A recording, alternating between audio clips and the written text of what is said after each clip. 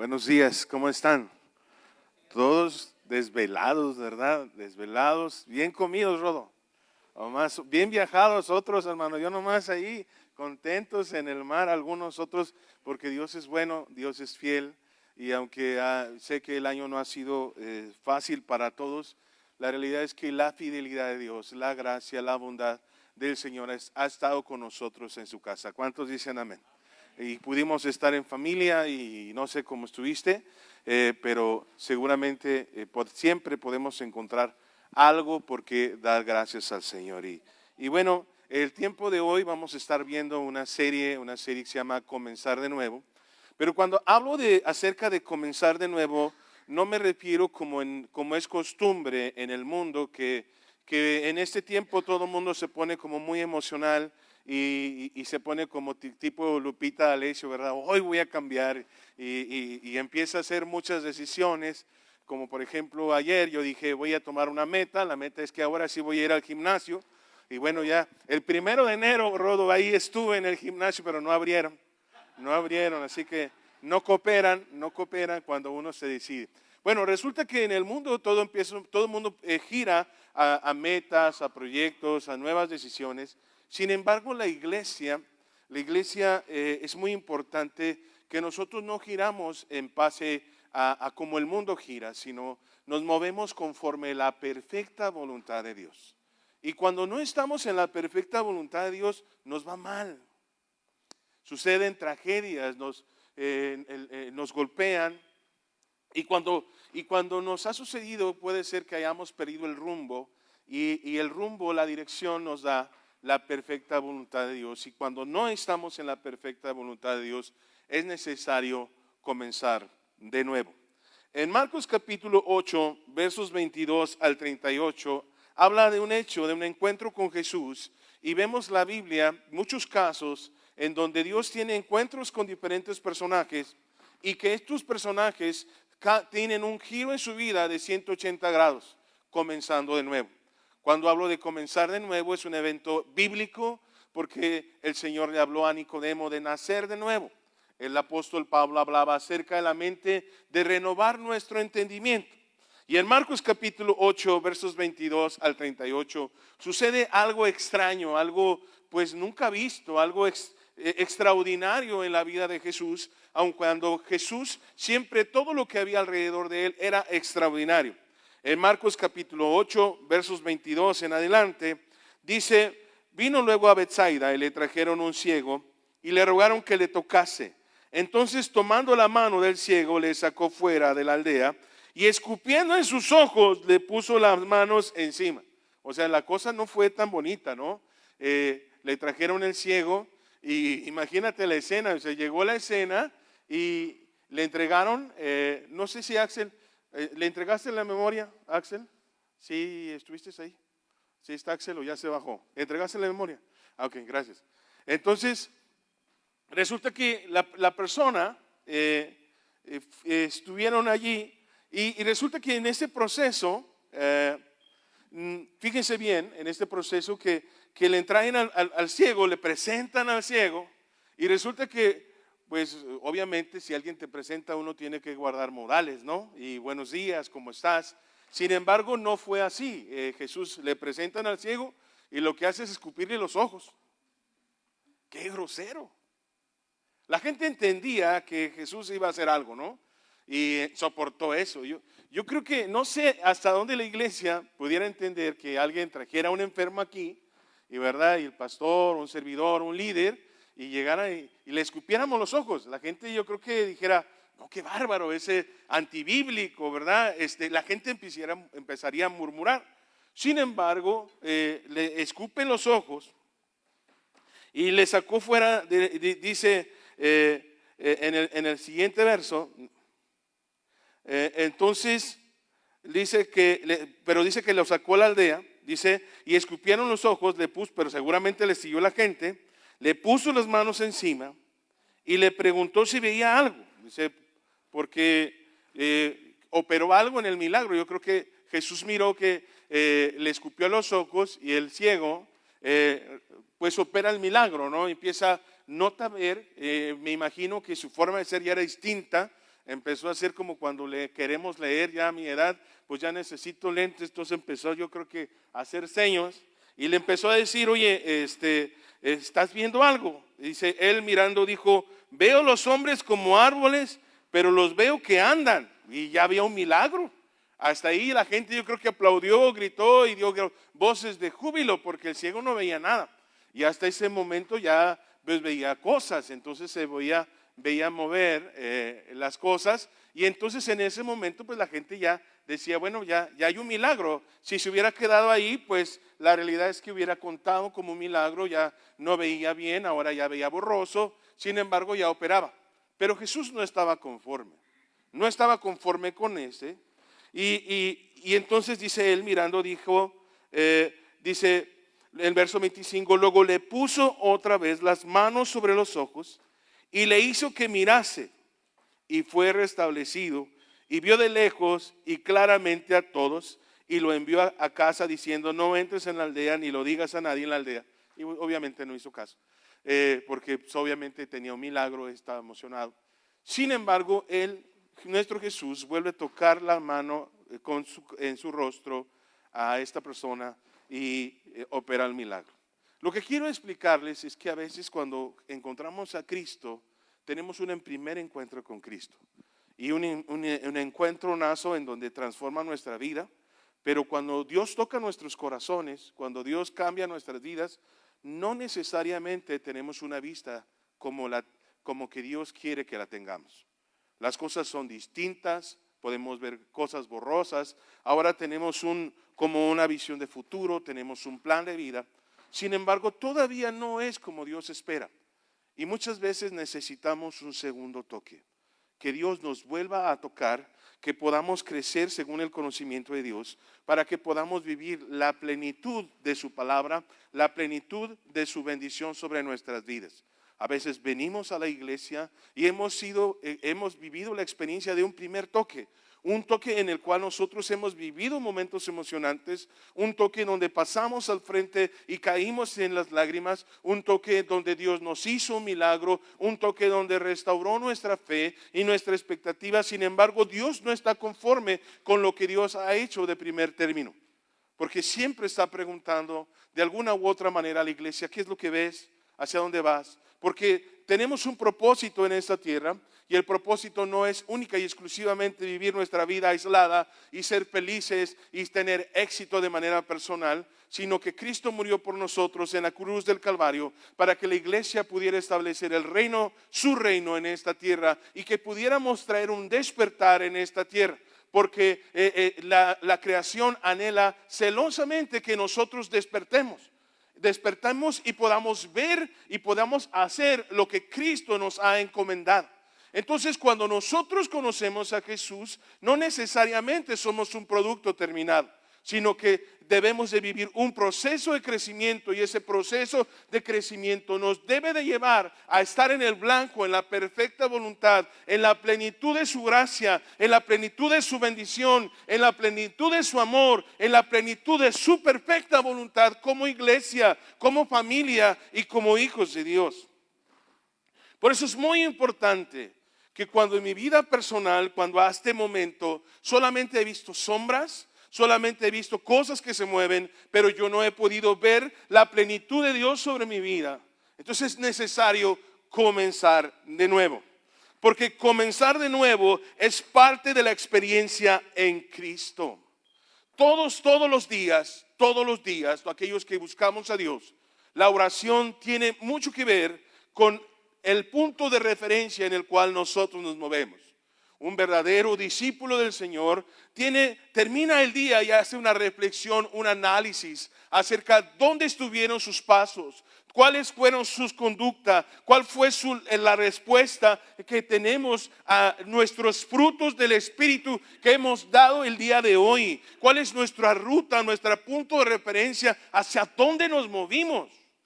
Y cuando nosotros como iglesia perdemos la ruta de diferenciar el camino en donde nosotros nos encontramos, entonces tenemos el riesgo de perdernos.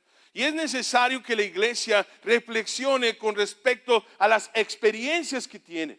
No podemos quedarnos de una manera cómoda, de una manera sencilla, de una manera en donde nosotros no podemos crecer, sino que estamos a gusto, muy contentos con lo que tenemos. En nuestra vida, la vida del cristiano es como la luz de la aurora que va en aumento. Va a un desarrollo, un crecimiento. Pero necesitamos un punto de referencia todos los días para saber que no nos estamos estancando, para saber que no estamos perdiendo la ruta. Y cuando Jesús no está en nuestra ruta, podemos venir a la iglesia, podemos dirigir una iglesia, podemos ser ministros, podemos hacer muchas cosas. Y todo parece bien, pero no es la perfecta voluntad. Vemos borroso, vemos que las cosas que mueven, pero no es la plenitud de la voluntad de Dios que tiene para nosotros. Muchas veces experimentamos que la iglesia puede ser malagradecida con nosotros. Muchas veces podemos decir que la iglesia, hay mucha gente hipócrita que viene aquí. Mucha gente puede señalarnos muchos errores. Mucha gente puede perder el enfoque de la realidad de lo que es iglesia. Pero la realidad es que no es que no, somos guapos pero no perfectos, esa es una realidad. Pero a veces perdimos el enfoque. Perdimos el enfoque, perdimos la ruta. Porque no se trata de las personas que nos reunimos. Se trata del evento indudable, incuestionable, de que Cristo murió por nosotros y nos dio sentido y nos dio propósito y nos dio su voluntad. Y cuando la iglesia tiene a su alcance cosas que deben cambiar, entonces nosotros estamos recibiendo un llamado para cambiar el entorno y cambiar las cosas. Cuando la iglesia tiene vista de los defectos de otros, no es para señalarlos, es porque en Cristo tenemos la plenitud y el material suficiente para generar cambios, para generar transformación. Y eso debe de estar en nuestro ADN espiritual de lo que verdaderamente es un discípulo del Señor. Porque si estamos aquí, si estamos en el trabajo, si estamos en la calle y la iglesia hace lo mismo que otros, ¿qué sentido tiene llamarme cristiano? ¿Qué sentido tiene que venga a la iglesia y yo responda de las mismas maneras de las costumbres de Egipto? ¿Qué sentido tiene que mis caminos y mis pasos sean muy paralelos a los del mundo?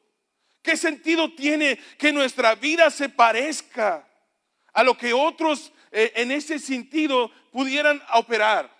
¿Qué fue lo que dijo Jesús cuando en aquellos entonces un romano, un sargento, una parte del ejército tenía derecho a decirle a una persona que cargara sus pertenencias, por lo menos una milla?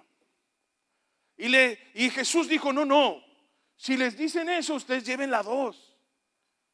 Si ustedes le dan una bofetada en la cara, ustedes pongan la otra.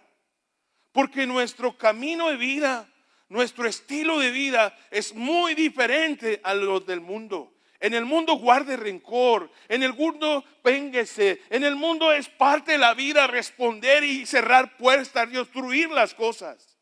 En la iglesia no. La iglesia tiene un camino diferente.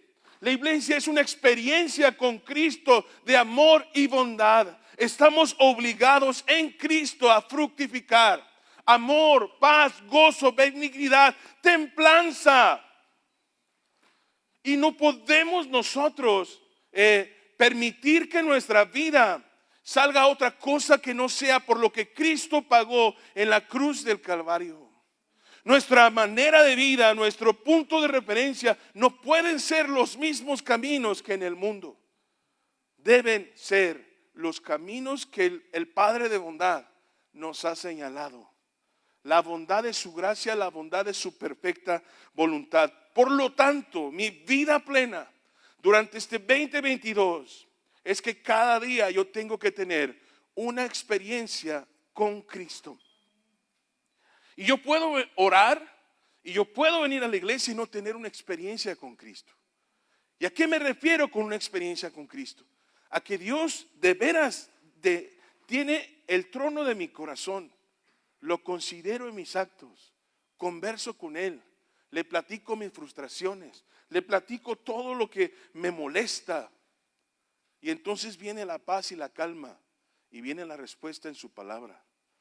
Y viene y cobra sentido lo escrito en la palabra del Señor, que nos da ruta y dirección en los momentos, en los ocasos, en los momentos más difíciles de nuestra vida. Porque todos, la iglesia, los hijos del Señor somos líderes. Y una vida de un líder generalmente vive en crisis, generalmente vive con muchas preguntas, con mucha gente alrededor en contra, con muchas cosas que cambiar. Es una presión, un estrés. Pero cuando nosotros entendemos lo que dijo Jesús, vengan a mí los que estén cansados y trabajados, que yo los haré descansar. Entonces entendemos que Él toma nuestras cargas y Él pone su paz en nuestra vida. Y la vida en Cristo se convierte en una experiencia maravillosa, aun cuando me estoy debatiendo la vida en la muerte. Y esto es muy importante. La experiencia en Cristo es algo que ha sido milenario, pero nos hemos hecho citadinos, nos hemos creído que la vida es como el mundo la pinta, tan bonita. Pero nosotros vivimos una vida plena cuando permitimos que Jesús sea nuestro Dios y regresamos a casa y comenzamos de nuevo a tener experiencias con Cristo. Cuando hablamos de comenzar de nuevo, marca la diferencia de un antes y un después, que es visiblemente marcada por una intervención divina. Desde luego, humanamente no podemos hacer muchas cosas, pero cuando Dios interviene en una vida, se nota. Y la intervención divina en nosotros se debe de notar, porque somos como las hojas, no sabemos de dónde viene y dónde va. Sino que una intervención divina para comenzar de nuevo es que nosotros debemos ser dirigidos por el Espíritu Santo.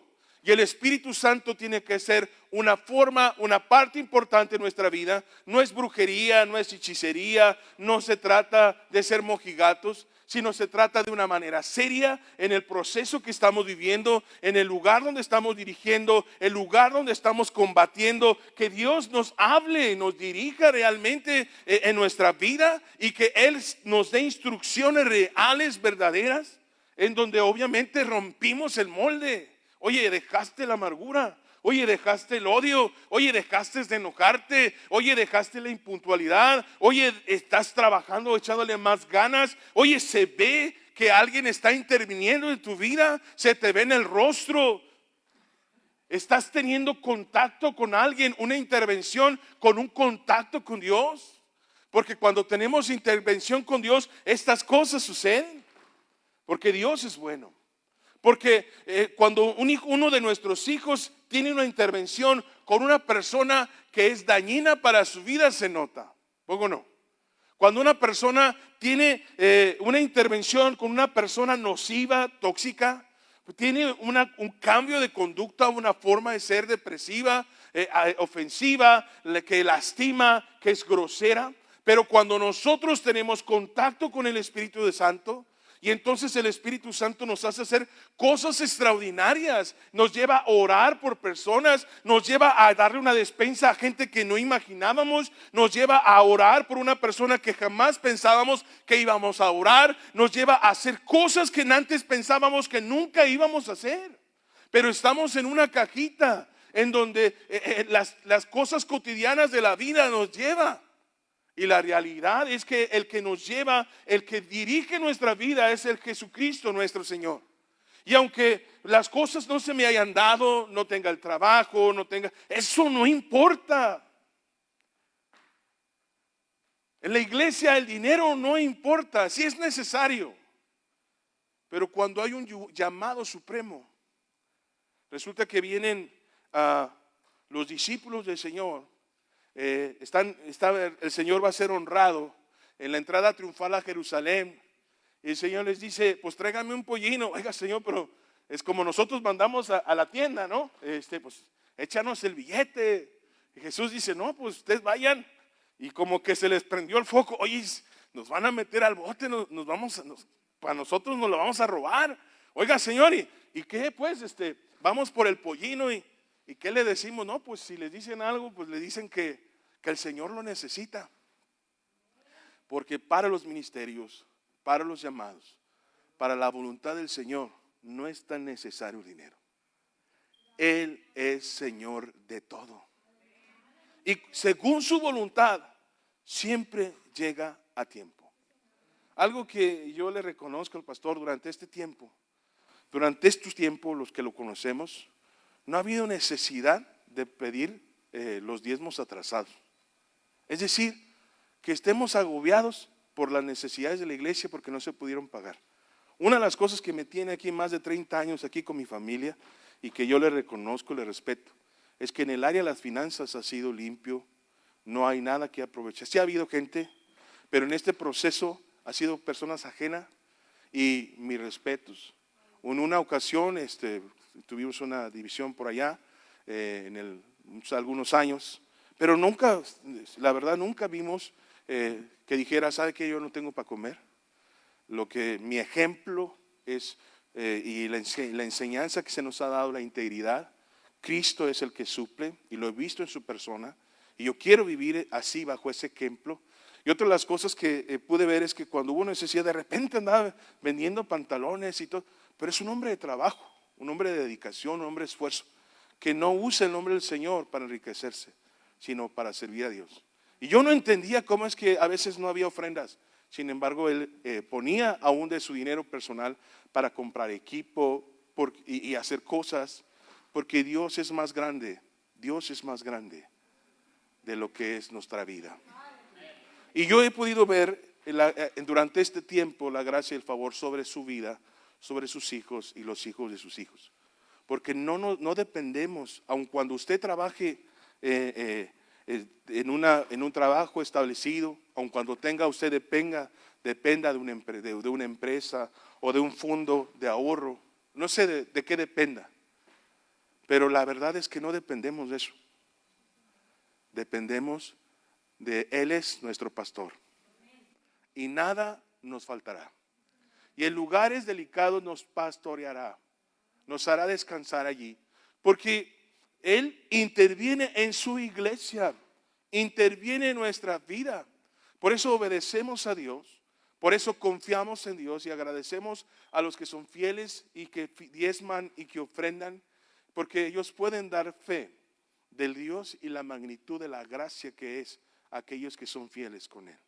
Porque tenemos una intervención divina.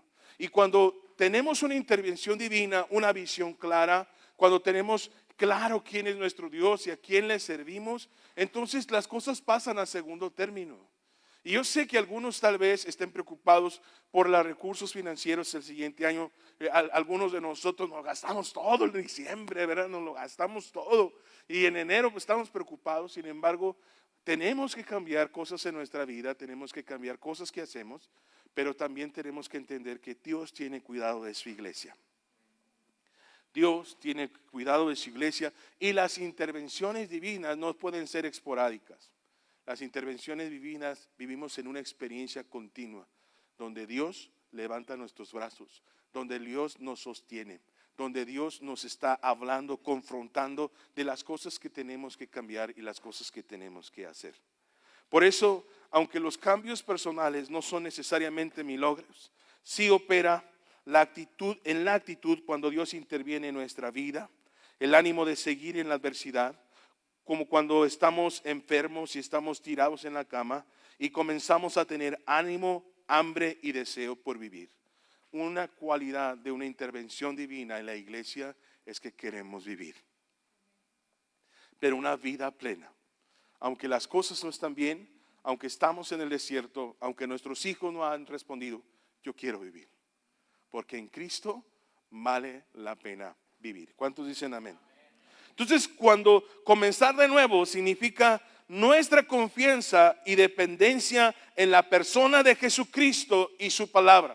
Por lo tanto, habremos de confiar en Jesucristo, habremos de confiar en su palabra. Y este 2022 debe de ser un año de escudriñar la escritura, un año donde su palabra me signifique, un año donde su palabra me nutra, un año en donde su palabra me fortalezca, un año donde la potencia del Espíritu Santo esté sobre mi vida para derribar gigantes, para vencer el desierto, para vencer la enfermedad y afrontar lo que sea en el nombre de Cristo. Porque comenzar de nuevo, amados amada iglesia, puede realizarse a pesar de nuestros errores. Y la verdad es que cometemos errores, nos salimos de la voluntad de Dios, cometemos muchos errores. Pero la gracia de Cristo es mucho más grande que nuestros errores. En 1 de Juan capítulo 1 versos 9 es hermoso lo que Juan escribe para la iglesia, que si confesamos nuestros pecados, Él es fiel y justo para perdonar nuestros pecados y limpiarnos de toda maldad. Limpiarnos de toda maldad, de mi maldad y también de la maldad ejercida sobre nosotros. Porque también hablamos normalmente de la maldad que hay en nosotros, pero la verdad es que vivimos en un mundo malo y perverso, y esa maldad a veces alcanza a nuestros hijos, esa maldad alcanza nuestras vidas, esa maldad de tener un patrón cruel, un esposo malo, hijos malos, esa maldad también genera una afectación en nuestra vida. Pero la potencia de Dios dice que nos puede limpiar de toda maldad. Entonces nos convertimos en gente intocable por la maldad, gracias al amor de Jesucristo. Aun cuanto te haya abandonado tu Padre y eso es malo, esa maldad no te toca, porque hay un Padre celestial que te abraza, te restaura, y ese amor es mucho más grande que un amor de un Padre terrenal. Y Él nos limpia de toda maldad. Pero ¿por qué digo pecado cuando estamos hablando de los errores? Porque el significado de pecado tiene que ver con errar. Y todo aquello que no viene de la voluntad de Dios puede llamarse pecado. Porque no es que esté mal, no es que esté, pero a lo que me refiero es que podemos perder la ruta de la voluntad de Dios. Y esto es muy importante. Cuando hablamos de equivocarse, cuando hablamos de errar, significa tener un juicio, concepto equivocado, tomar una decisión, o tomar un camino equivocado, y es exactamente la misma definición que de pecar. Porque equivocarse en ocasiones tiene un alto costo. Un accidente tiene un alto costo. No debía haber dado el volantazo, se lo di. Y cuando tenemos un error, aunque nace un corazón bueno, pues aunque si cometemos un error, pues podemos perder tiempo, podemos ocasionar en la muerte a alguien, podemos generar dolor, podemos enfermarnos, podemos vivir situaciones complicadas, tener relaciones rotas o pérdidas de todo índole. Un error en el trabajo, pues, hay gente que ha sido despedida por un solo error. Una sola vez lo hizo, sí, pero es un error. Y un error tiene un precio. Y es exactamente con el pecado. A veces jugamos con el pecado. Y el pecado tiene diferentes magnitudes. Para los hombres tenemos como grados de pecado. Para Dios es la misma cosa, porque igual puedes matar a alguien. Igual, o sea, es una mentirita, sí, pero una mentirita que mató a alguien. Una mentirita que no le dijiste, que no habías hecho en el trabajo. Él dio por hecho esto, apretó el botón y le cortó la mano a alguien. Eso sucede. Por eso la Biblia habla de sus principios, y todo lo que no hacemos, no obedecemos a Dios, puede generar la muerte. Por eso la paga del pecado es la muerte, o sea, muerte literal y muerte espiritual. Entonces un error, no le puse el cinturón. Recuerdo un amigo, un gran amigo que tuvimos en la iglesia.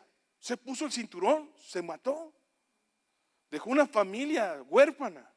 Dejó una esposa a la deriva, dejó un ministerio, porque no se puso el cinturón. Porque a veces pensamos que los errores nada más es mentir. No, la vida es peligrosa, y si fuera tan fácil de vivir, pues el Hijo de Dios no hubiera venido a morir por nosotros. Por eso tenemos que ser sabios, por eso tenemos que ser cuidadosos, por eso tenemos que considerar nuestra vida y considerar los preceptos de Dios, porque pueden matar. En Juan capítulo 8, versos 10 al 11, Habla acerca de una mujer que había cometido un error, y seguramente la conocen, es la mujer adúltera, ¿verdad? Que todo el mundo quiere apedrear. Pero Jesús la defiende, dice que el que esté libre de pecado, que tire la primera piedra. Y la mujer, yo no sé cómo estaría semidesnuda, pero aquella mujer estaba ahí, y Jesús le dice algo, una frase tremenda, dice, enderezando Jesús dijo, no viendo a nadie, sino a la mujer, le dijo, mujer, ¿dónde están los que te acusaban? ¿Ninguno te condenó? Ella dijo, ninguno, Señor. Entonces Jesús le dijo, ni yo te condeno, porque no importa el error que hayas hecho, en Cristo siempre se puede comenzar de nuevo. Imagínate aquella mujer que había recibido dignidad, había recibido perdón el día siguiente. O sea, no tenía ganas de salir.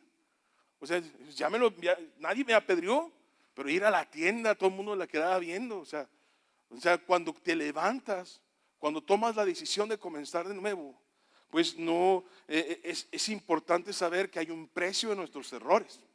Hay un precio donde la gente sin derecho, con derecho a hablar con nosotros, de nosotros porque tiene boca, pero a veces ni siquiera tiene los argumentos para poder señalar, pero la gente tiene por costumbre hablar en el mundo.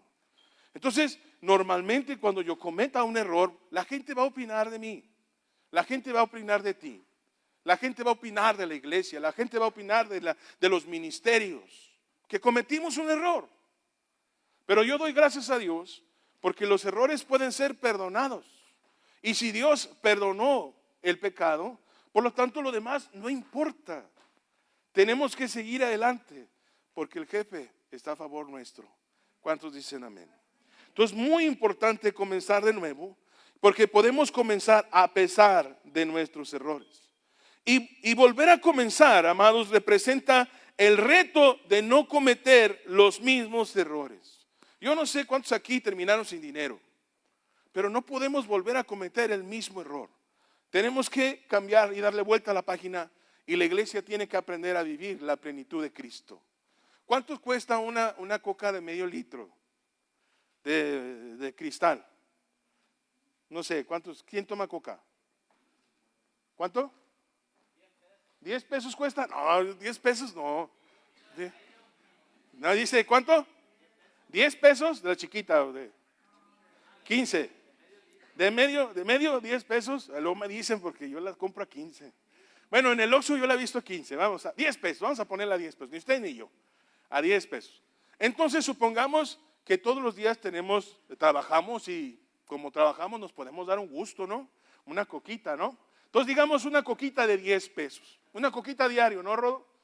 Una coquita diario de 10 pesos, vamos a poner el mes de 30 días, 10 pesos a 30, 300 pesos. En 10 meses, quiere decir que la coquita que yo me tomo, si no me la tomara y la guardara en un cuchinito, en diciembre yo tenía 3,000 pesos. No podemos cometer los mismos errores. Ahora, pues una coquita sin unas papas, pues no es coquita. ¿Ah?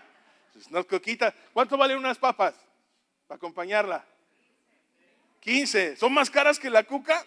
Bueno, supongamos que 10, ¿no? Porque para eso les damos a los niños 10 pesos para que vayan y compren en la escuela, ¿no? Entonces 10 pesos de la coquita y 10 pesos de las papas, ya son 20.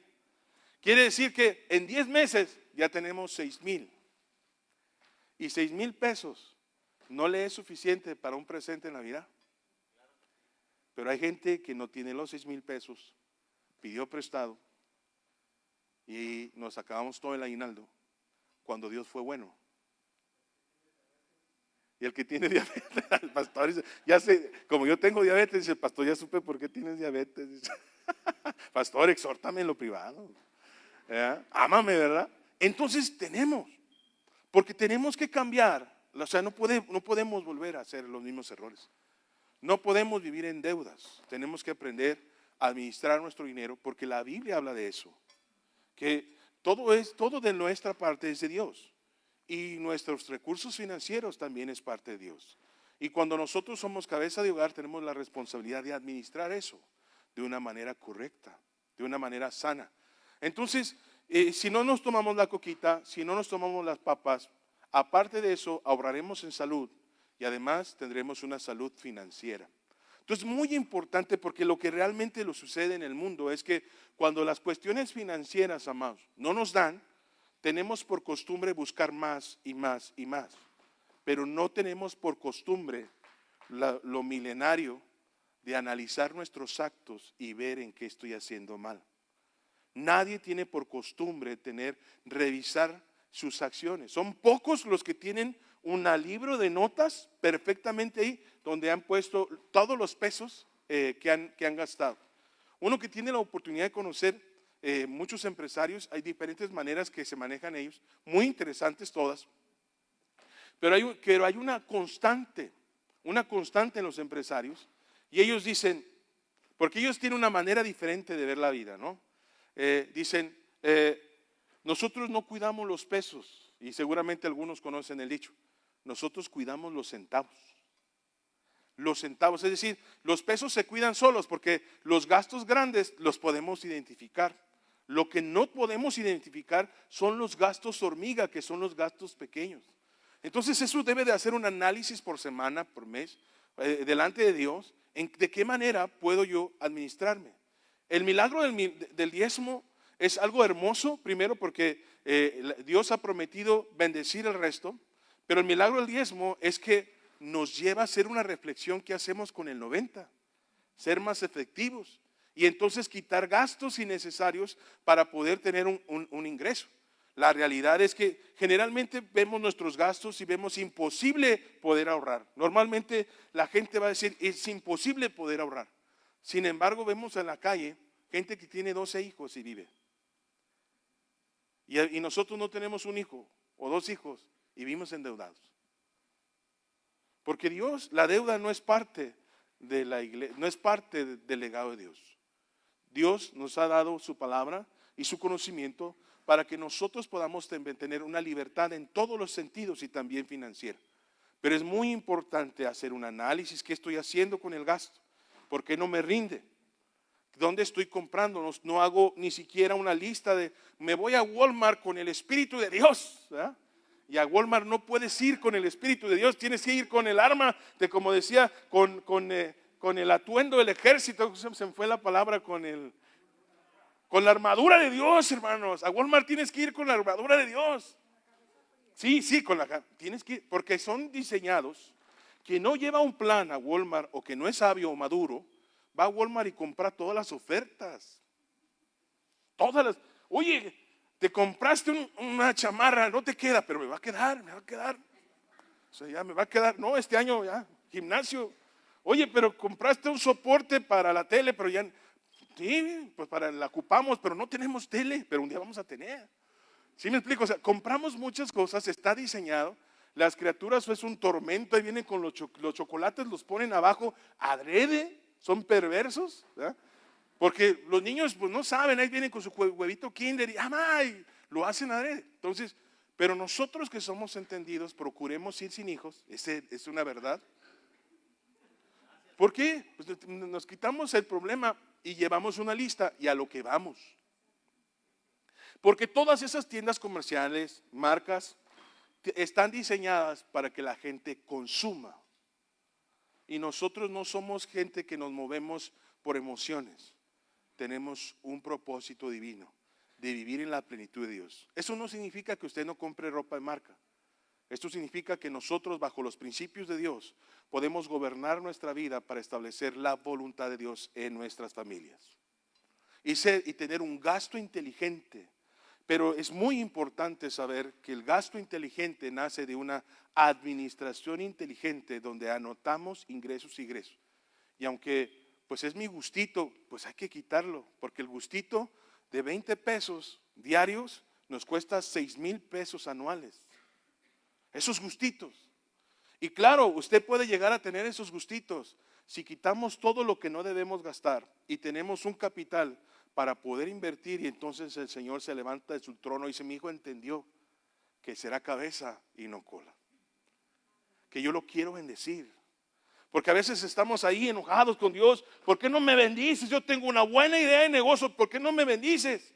Y el Espíritu Santo atrás, deja de tomar coquita, deja de tomar papas, ponlo en el cochinito y yo te voy a bendecir.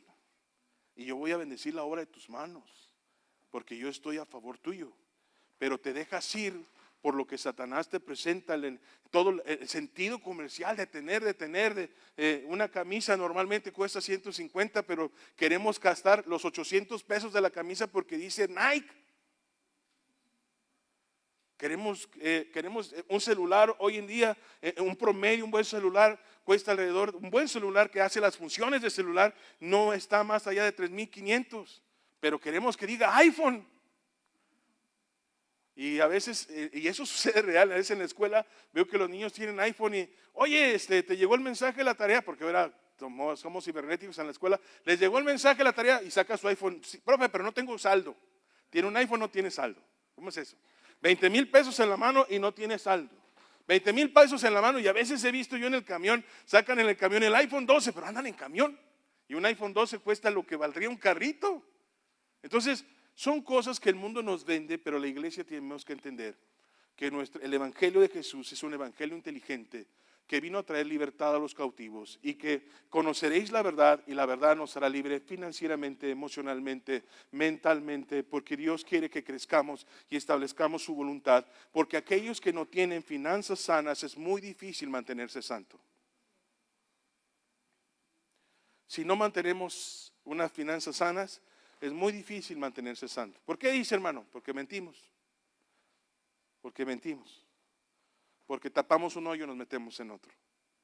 Y para poder salir de esa situación, yo debo de cambiar la manera en que pienso, la manera en que actúo y creer que Él me puede sacar del lodo cenagoso.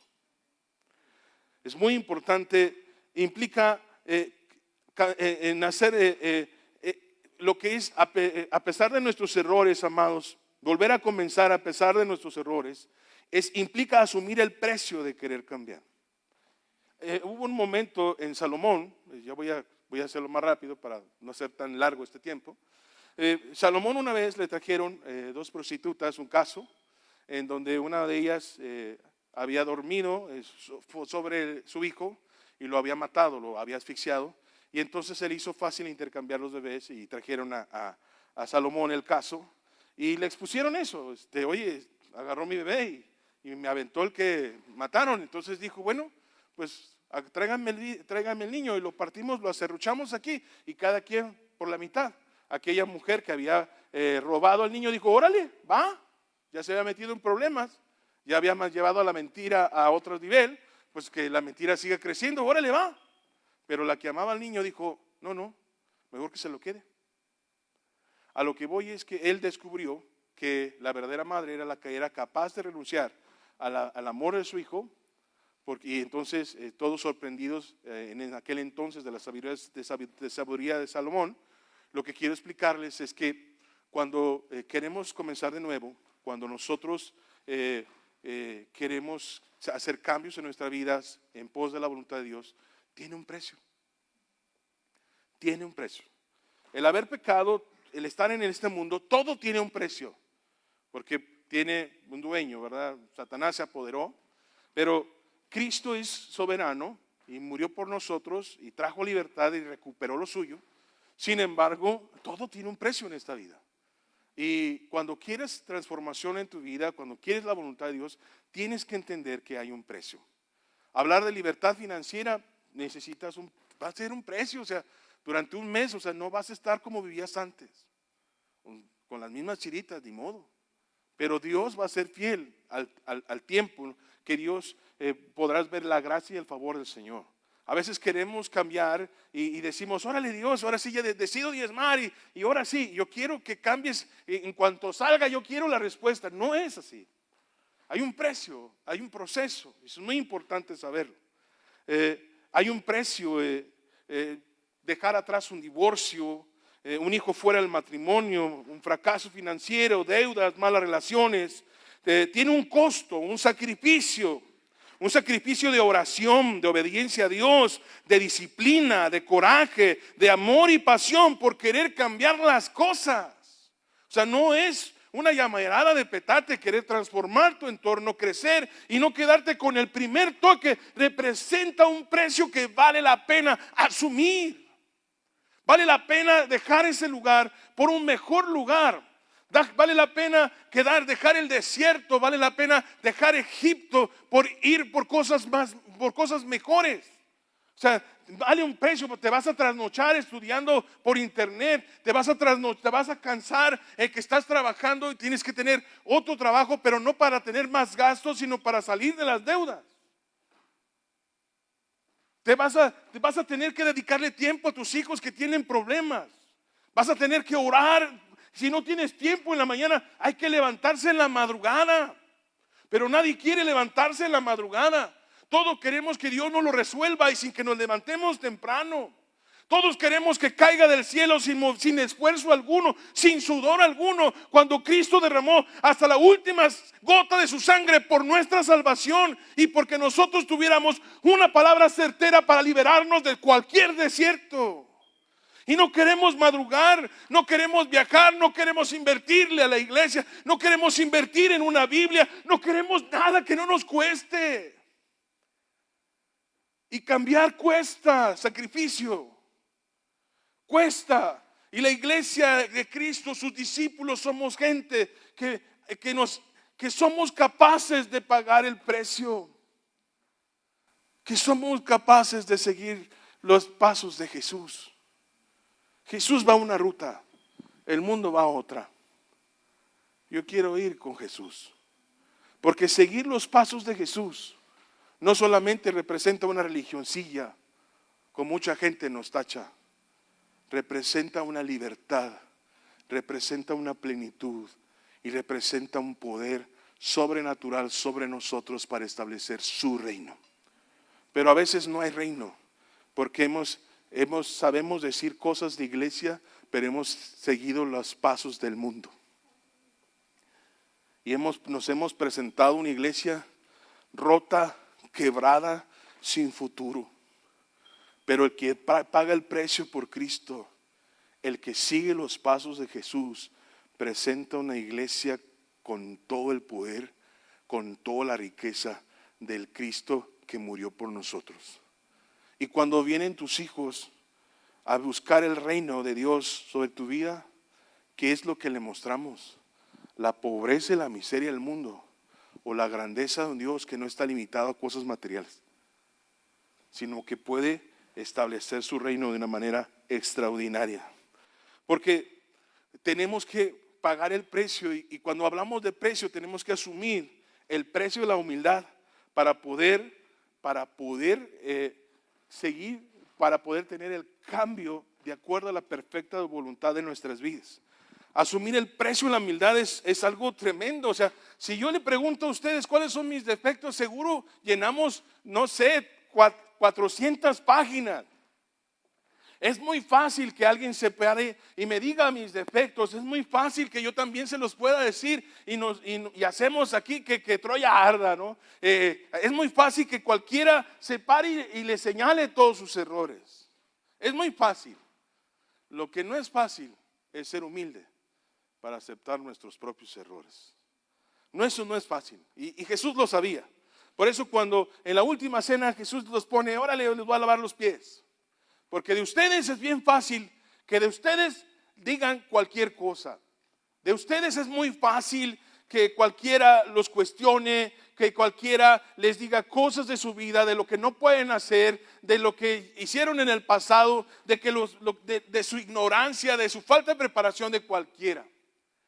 Pero hay una diferencia en el reino, que su Dios no señalará sus errores. El trabajo de Dios y de la iglesia es limpiar los errores de la gente.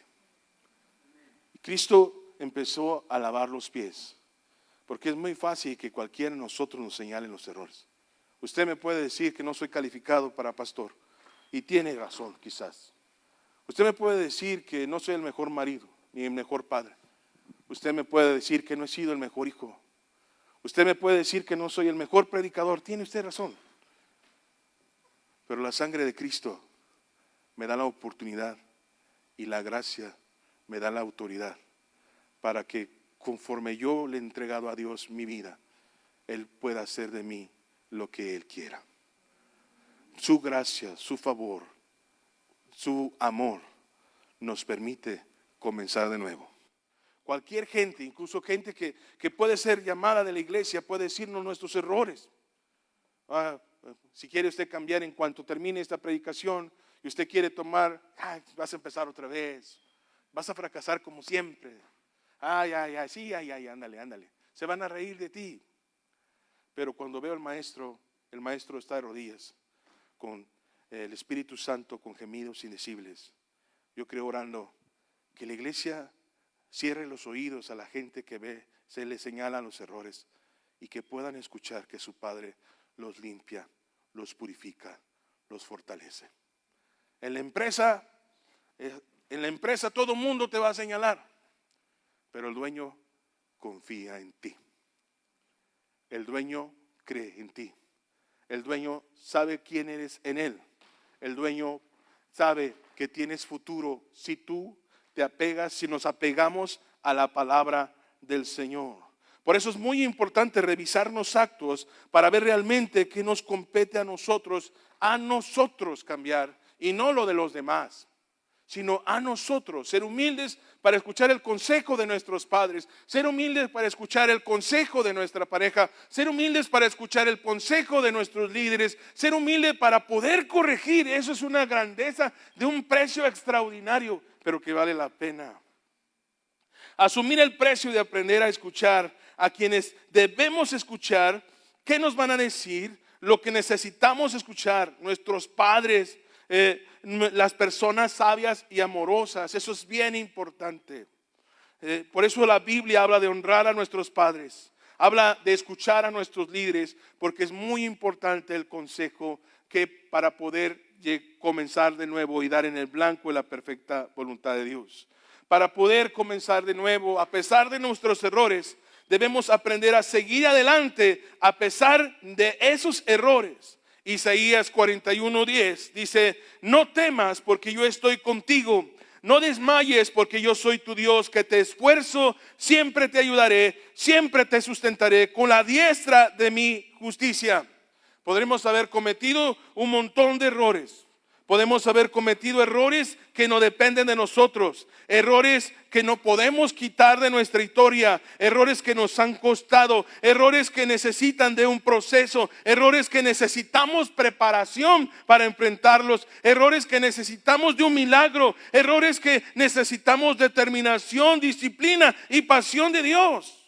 Pero Dios nos ha dicho que Él nos sustentará. Él nos dará esfuerzo para seguir adelante. No importa el error que hayas cometido. No importa si te divorciaste. No importa si tuviste un hijo fuera del matrimonio o no. Si fuiste infiel, lo que sé.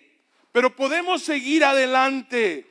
Podemos seguir adelante. Y para poder seguir adelante, yo necesito de un segundo toque del Espíritu Santo que me deje, que me ayude y me transforme, y que pueda ayudarme a dejar de ver las sombras por un lado y por el otro, y que yo pueda ver la plenitud de la gracia de nuestro Dios.